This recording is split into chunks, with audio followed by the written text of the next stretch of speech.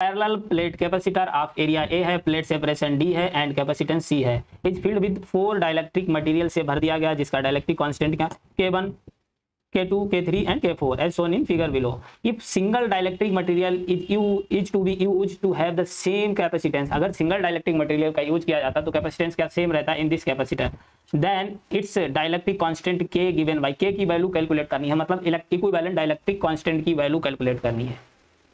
तो यहाँ से अगर हम बात करें, ये हमें डायग्राम दे रखा है, तो जो प्लेट के बीच की डिस्टेंस क्या है D है, एरिया क्या है A है, तो K1 एरिया मतलब A/3 एरिया में कौन है K1 है, और नेक्स्ट A/3 में K2 है, नेक्स्ट A/3 में K3 है। और अगर बात करें हम K4 किस में भरा हुआ है, पूरे ए एरिया में भरा है, लेकिन डिस्टेंस किसकी मतलब प्लेट के सेपरेशन आधी D/2 में भरा हुआ है, और D/2 में 3 भरे हुए हैं K1 K2 एंड K3। तो यहाँ से हमें इक्विवेलेंट डाइलेक्ट्रिक कांस्टेंट की वैल्यू कैलकुलेट करनी है।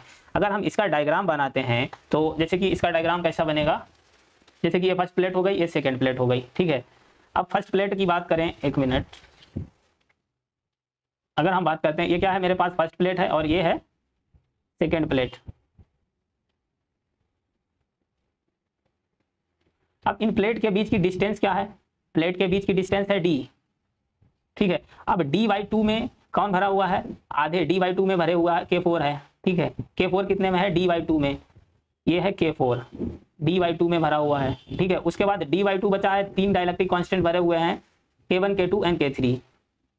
तो K1 ये भरा हुआ है, फिर क्या है K2 भरा हुआ है और एंड K3 भरा हुआ है, ठीक है। K1 कितना का एरिया है A/3 है, K2 का भी A/3 है और K4 का भी A/3 है, टोटल एरिया कितना है A है, ठीक है। अब हमें कैलकुलेट करना है इक्विवेलेंट डाइलेक्ट्रिक कांस्टेंट की वैल्यू। तो यहाँ से अगर हम कैपेसिटर बनाते हैं, ऐसे अगर हम यहाँ से कैपेसिटर बनाते हैं, जैसे कि अगर हम बात करें, ये क्या हो जाएगा C4 मान लिया इसको, उसके बाद 3 K1 K3 K2 K3 कैसे जुड़े हुए हैं पैरेलल में, ये K1 हो गया, K2 हो गया एंड ये क्या हो गया K3, मतलब इसको हमने C1 मान लिया, इसको C2 मान लिया, अब इसको C3 मान लिया। अब हमें क्या बताना है, इक्विवेलेंट डाइलेक्ट्रिक कांस्टेंट की वैल्यू कैलकुलेट करनी है। तो हम जानते हैं कैपेसिटी इक्वल टू क्या होता है ε0 A डिवाइडेड बाई D। अब अगर हम बात करते हैं C1 क्या है, C1 है ε0। अब यहाँ पर डाइलेक्ट्रिक कांस्टेंट क्या है K1 भरा हुआ है, मतलब ε0 K1 A, एरिया कितना है A/3, नीचे डिस्टेंस कितनी है D/2, तो यहाँ से ये वैल्यू कितनी आ जाएगी 2/3 K1 C। अगर हम C2 की वैल्यू कैलकुलेट करते हैं तो C2 की भी क्या आ जाएगी, बस डाइलेक्ट्रिक कांस्टेंट K2 है, बाकी तो A/3 वो भी है और D/2 में है, मतलब यहाँ पर हम अगर हम बात करें क्या आ जाएगा 2/3 K2 C, बस डाइलेक्ट्रिक कांस्टेंट चेंज है। ऐसे ही अगर हम C3 की बात करते हैं तो C3 क्या आ जाएगा 2/3 K3 C।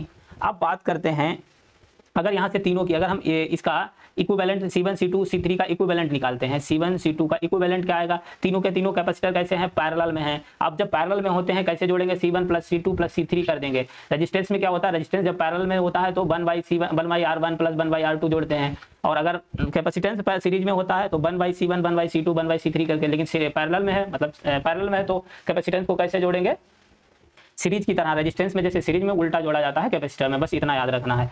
तो यहाँ से इसका क्या आ जाएगा, अब इसको सीरीज की तरह जोड़ना है, जैसे रेजिस्टेंस को सीरीज में जोड़ते हैं, पैरेलल में कैपेसिटर लगे होते हैं उनको सीरीज की तरह जोड़ते हैं, मतलब C1 + C2 + C3 हो जाएगा, C1 + C2 + C3। तो यहाँ से हमारे पास C1 कितना है, C1 दिया है 2/3 K1 C, ठीक है, और C2 आया है 2/3 K2 C एंड C3 आया है 2/3 K3 C। तो यहाँ से 2/3 KC कॉमन ले लो, 2/3 C कॉमन ले लो, हमें कॉमन में क्या मिल रहा है 2/3 C, तो अंदर क्या बचेगा K1 + K2 + K3। तो ये आ गया हमारे पास C1 C2 और C3 का इक्विवेलेंट कांस्टेंट। अब हम बात करते हैं 4 की, जो C4 फोर्थ कैपेसिटर है, फोर्थ C4 की इक्विवेलेंट कैपेसिटेंस क्या होगा ε0, डाइलेक्ट्रिक कांस्टेंट क्या भरा हुआ है K4 है, और एरिया क्या है, उसका एरिया A है, लेकिन डिस्टेंस कितनी है D/2। तो यहाँ से C4 की वैल्यू क्या आ गई 2K4C, C4 क्या आ जाएगा 2K4C, ठीक है। अगर हम बात करते हैं यहाँ से तो इसका क्या आएगा 2K4C। उसके बाद में क्योंकि ये जो ε0 की वैल्यू है ये तो कांस्टेंट है, और अगर हम बात करते हैं इनका इक्विवेलेंट, मतलब अब देखो कि C1, मतलब अगर यहाँ से हम देखते हैं C1 3 ये वाला इक्विवेलेंट और C4 क्या है, ये हैं दोनों कैसे हैं सीरीज में हैं, और सीरीज में कैसे आएंगे, इनको हम जोड़ेंगे, मतलब जैसे रेजिस्टेंस को पैरेलल में जोड़ते थे कैपेसिटर को, सीरीज वाले कैपेसिटर को पैरेलल की तरह जोड़ेंगे। तो यहाँ से अगर हम बात करते हैं इसको कैसे 1/c equivalent equal to 1/c4 plus 1/c12 का इक्विवेलेंट, ठीक है। अब यहाँ पर क्वेश्चन में कहा गया था अगर डाइलेक्ट्रिक कांस्टेंट के होता तो कैपेसिटेंस क्या रहता c, मतलब यहाँ पर इसका इक्विवेलेंट c डैश की वैल्यू क्या आ जाएगी, c इक्विवेलेंट की kc।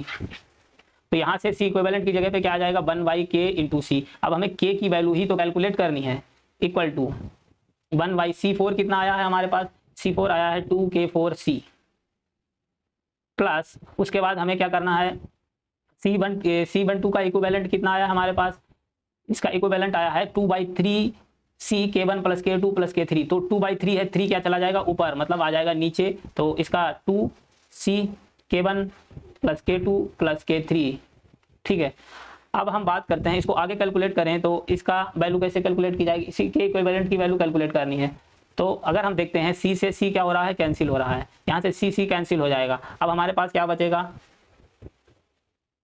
1/k equal to 1/2k4 plus 3/2k1 plus k2 plus k3।